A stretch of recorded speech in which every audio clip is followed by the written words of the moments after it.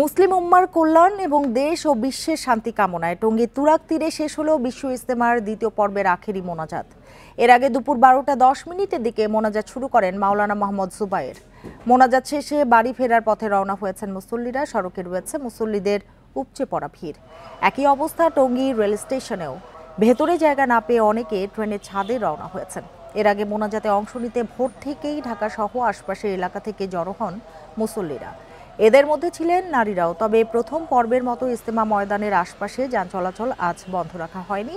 মুসল্লিদের যাতায়াতের সুবিধার জন্য চালু রয়েছে বিআরটি বাস লাইন। আগামী 14ই ফেব্রুয়ারি মাওলানা সাতপন্থীদের ইজতেমা করার কথা রয়েছে। সেক্ষেত্রে আখেরি মোনাজাত হবে 16ই ফেব্রুয়ারি। আল্লাহর রহমতে চাইলাম যে আমরা সবাই মুসলমান মানুষ সবাই এখানে আসছে, আমরা যেভাবে মিলেমিশে চলতে পারি, দেশটা যেন ভালো চলে। বাংলাদেশের যে পরিস্থিতি আগে যেরকম দেখছি তার থেকে যেন আল্লাহ অনেক ভালো রাখে এবং সবকিছু যেন সবার নাগালের ভিতর থাকে। দেশের সবার জন্য দোয়া চাইলাম, দেশ ভালোভাবে চলে, আমরা সবাই আল্লাহর হুকুম মতো চলতে পারি। ইজতেমার আরো খবর জানাতে যোগ দিয়েছেন সহকর্মীরা। শুরুতেই চলে যাচ্ছে আদিলুর রহমানের কাছে। আদিলুর, মুসল্লিরা নিশ্চয়ই ময়দান ছাড়তে শুরু করেছেন। এবার আমরা দেখলাম যে ইজতেমা ময়দানের আশপাশে কিন্তু যান চলাচল চালু রাখা হয়েছে। সেক্ষেত্রে মুসল্লিদের কেমন সুবিধা হচ্ছে?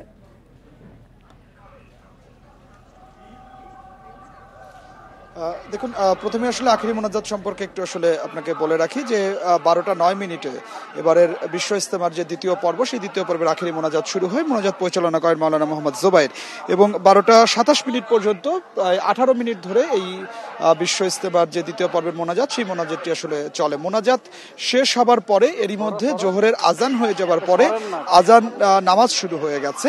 আর মোনাজাতে যারা অংশ নিয়েছিলেন তাদের অধিকাংশই এরই মধ্যে আসলে ইজতেমা ময়দান ছেড়ে যাচ্ছেন। বিশেষ করে যারা শুধুমাত্র আখেরি মোনাজাতে অংশ নিতে আসছিলেন তাদের বড় একটি অংশ এরই মধ্যে ময়দান ছেড়ে চলে গেছেন। যারা 3 দিনের ইজতেমাতে এসেছিলেন তাদের একটি অংশ আসলে চলে গেছেন। কিছু মানুষ জোহরের নামাজ আদায় করে এখানে দুপুরের খাবার গ্রহণ করে তারপরে তারা রওনা হবেন। গতকাল থেকে আসলে যান চলাচল স্বাভাবিক ছিল। অন্যান্য পর্বে আমরা যেটি আসলে দেখে থাকি যে মধ্যরাত থেকে যান চলাচল বন্ধ করে দেওয়া হয়, তবে এবার যান চলাচল বন্ধ না করে দেওয়ার কারণে মুসল্লিদের বেশ সুবিধা হয়েছে। তার কারণ হচ্ছে যে অনেকে পায়ে হেঁটে এই বিশ্ব ইজতেমা ময়দানে আসতে হয় বা ময়দানের আশপাশে সড়কে অবস্থান নিতে হয়। তবে এবার যান চলাচল চলার কারণে, যানবাহন চলার কারণে তারা ইজতেমা ময়দানের ঠিক কাছাকাছি জায়গায় আসতে পেরেছেন এবং যাবার সময় তারা আবার সেই গণপরিবহন যেহেতু আসলে চলছে, গণপরিবহনে করে তাদের গন্তব্যে তারা চলে যাচ্ছেন। বিশেষ করে যারা বিশ্ব ইজতেমার আখেরি মোনাজাতে অংশ নিয়েছিলেন তারা বেশ সন্তুষ্টি প্রকাশ করেছেন এবং এবারকার আয়োজনের তারা সন্তুষ্ট এবং এক ধরনের শঙ্কার মধ্য দিয়ে এবারকার বিশ্ব ইজতেমার যে প্রথম পর্ব দ্বিতীয় পর্ব শুরু হয়েছিল, সেই দ্বিতীয় পর্ব আসলে কোনো ধরনের কোনো অপ্রীতিকর ঘটনা ছাড়াই শান্তিপূর্ণভাবে শেষ হয়েছে। এই জন্য মুসল্লিরাও সন্তোষ প্রকাশ করেছেন এবং মুসল্লিরা বলেছেন যে তারা এবারকার বিশ্ব ইজতেমায় এসে খিত্তায় খিত্তায় অবস্থান নিয়ে তাদের ইবাদত বন্দেগী করতে পেরেছেন, জিকির করতে পেরেছেন এবং এখানে দেশ বিদেশের আলেমদের কাছ থেকে যে আলেমরা যে বয়ান দিয়েছেন সেই বয়ানগুলো তারা খুব শান্তিপূর্ণভাবে ইজতেমা ময়দানে বসে শুনতে পেয়েছেন।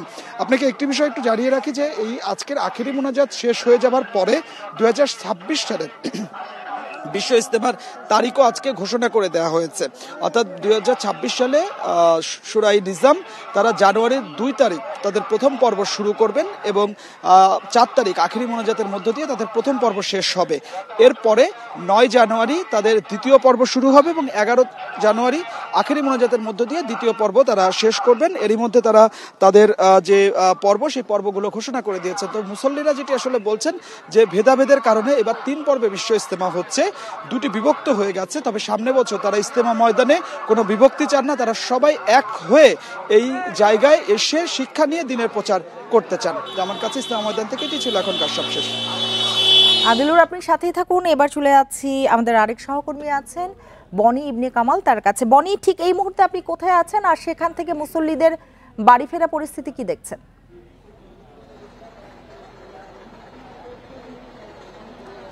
18 মিনিটের যে আখেরি মোনাজাত দ্বিতীয় পর্বে সেটি শেষ হওয়ার পরপরই কিন্তু যারা মুসল্লি অংশ নিয়েছিলেন আখেরি মোনাজাতে, অর্থাৎ যারা খিত্তায় থাকেননি বা 3 দিন থাকার যে রেওয়াজ, সেই রেওয়াজের বাইরে আখেরি মোনাজাতে অংশ নিতেই শুধুমাত্র এসেছিলেন, তারা কিন্তু এরই মধ্যে ফিরে যাচ্ছেন। আমি যদি আপনাকে তুরাগ তুরাক্কের যে খালটি রয়েছে সেটার চিত্র একটু দেখাতে চাই। আমরা যেটা দেখতে পাচ্ছি, প্রচুর মানুষ এবার যারা এই আখেরি মোনাজাতে অংশ নিয়েছেন তারা কিন্তু ফিরে যাচ্ছেন, অথবা এই আখেরি মোনাজাতে অংশ নিতে তুরাক তীরে ইজতেমা ময়দানে এসেছেন কিন্তু এই ট্রলার বা নৌকায় চড়ে, এরকম একটি দৃশ্য কিন্তু আমরা দেখতে পাচ্ছি। এবং আমরা তাদের সঙ্গে কথা বলছিলাম, তারা বলছিলেন যে সড়ক ব্যবহার করে এই ইজতেমায় পৌঁছানোর চেয়ে তাদের জন্য নৌপথে বা পানিপথে পৌঁছানোটা অনেক বেশি সহজ এবং সুবিধাতর বলেই কিন্তু তারা জানাচ্ছিলেন। তারা বলছিলেন যে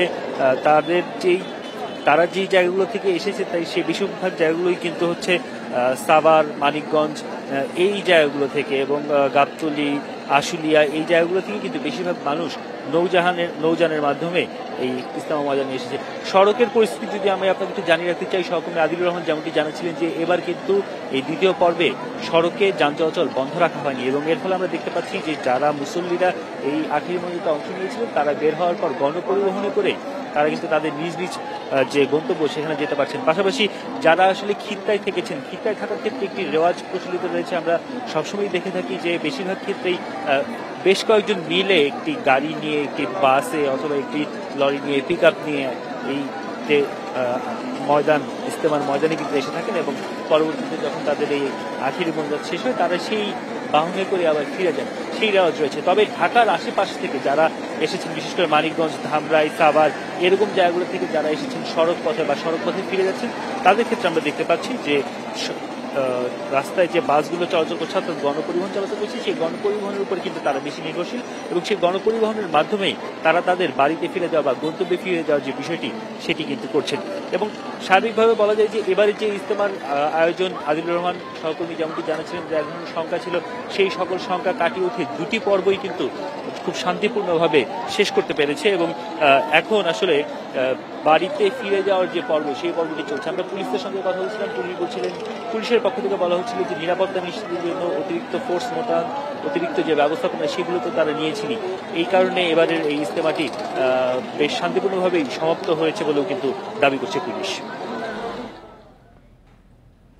বনি এবং আদিল, আপনারা সাথেই থাকুন। এবার চলে যাচ্ছি গাজীপুর থেকে যোগ দিয়েছেন আমাদের আরেক সহকর্মী আবুল হাসান। আবুল হাসান, ইজতেমার আখেরি মোনাজাত শেষে মুসল্লিদের বাড়ি ফেরার চিত্রটি আপনি ঠিক কি দেখছেন আপনার জায়গা থেকে?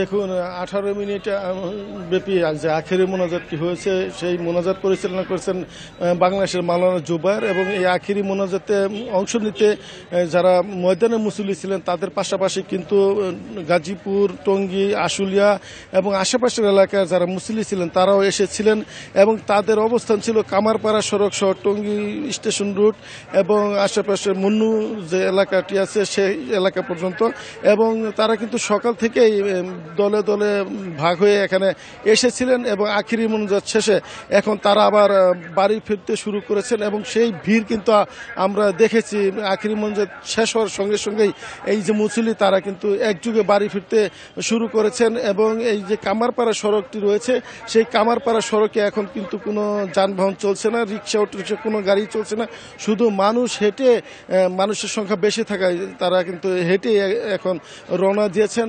এবং ঢাকা ময়মনসিংহ মহাসড়ক, যেটি এবারই প্রথম এখানে ট্রাফিক বিভাগ যানবাহন চলাচল খুলে দেওয়া ছিল।